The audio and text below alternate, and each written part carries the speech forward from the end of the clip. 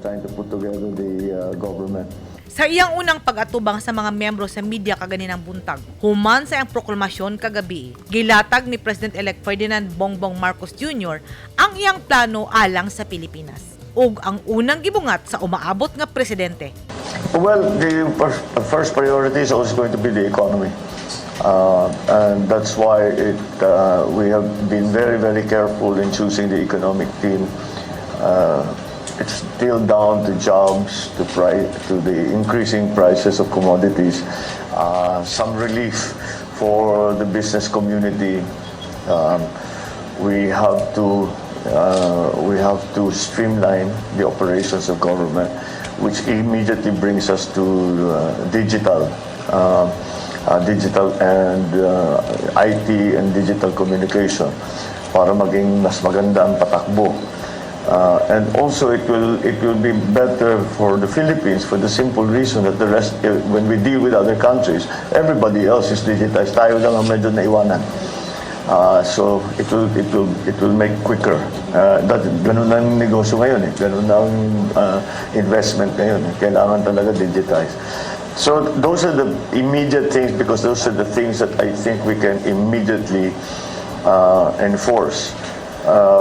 But, you know, the things we spoke about during the campaign, hindi pang kampanya lang yan. We really need to do something about, we need to find help for our MSMEs.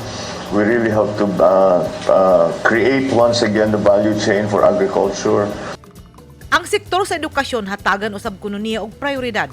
Labi na nga nanginhanglan kini og suporta ug kini gipangunahan ni Vice President-elect Sara Duterte Carpio.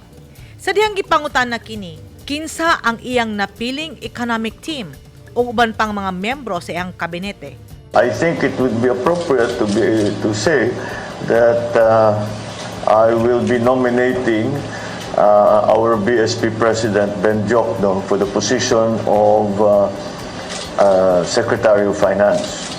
He has already agreed, nag-usap kami, and he has agreed.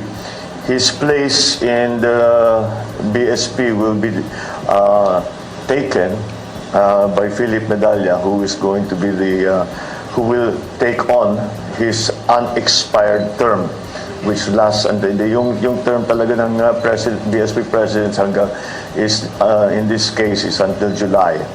So at the very least he will be there.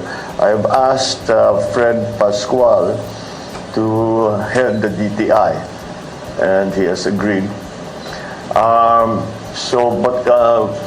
We talk about the economic team, and maybe normally we don't consider this department part of it, but it is going to be part of it. I am intending to nominate Manny Bunuan for Department of Public Works and Highways. He has spent almost his entire professional life in the DPWH. I know him very well, so I think he will do. I know he will do a good job. So those are the things that we have decided. I know the economic team is critical, and that is what people are looking to.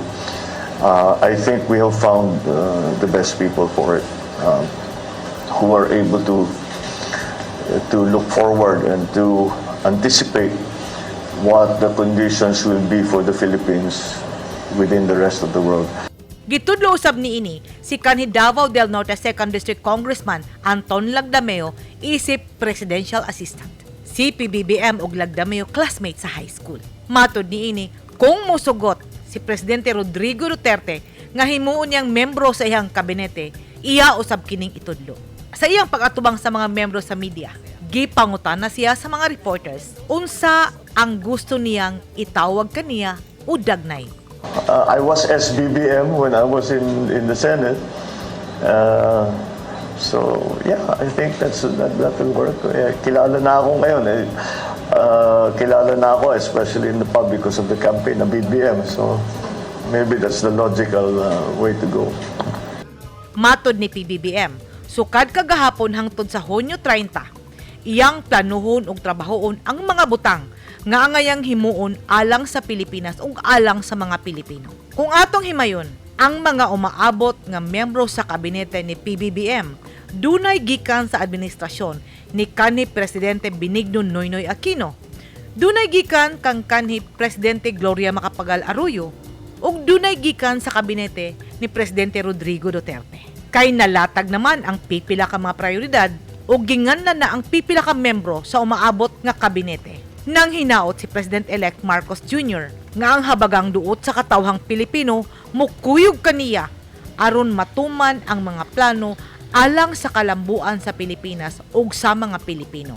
Kaysa panaghiusa, panagtimbayayong ug pagsinabtanay, mugaan ang pag-asenso sa atong nasod. Edith Kaduayan, News 9 Philippines. Stay safe!